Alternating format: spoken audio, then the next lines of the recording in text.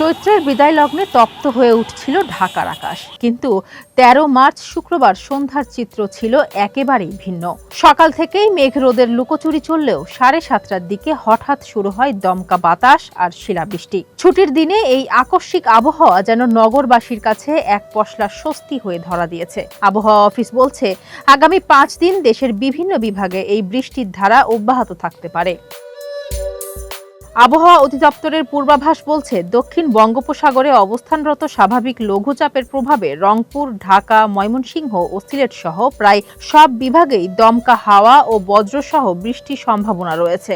আগামী ১২০ ঘন্টায় এই প্রবণতা দেশের বিভিন্ন স্থানে ছড়িয়ে পড়তে পারে। বিশেষ করে ১৬ ও ১৭ মার্চ পর্যন্ত দেশের সব বিভাগেই বৃষ্টির পূর্বাভাস দেওয়া হয়েছে। এই সময়ে কোথাও দিন ও রাতের তাপমাত্রা সামান্য বাড়তে পারে, আবার বৃষ্টির কারণে কোথাও তা সামান্য কমতেও পারে। আবহাওয়া অধিদপ্তর জানিয়েছে, এই বজ্রবৃষ্টির প্রবণতা আরও কয়েকদিন অব্যাহত থাকতে পারে। ফারজানা হাসিন, মানবকণ্ঠ।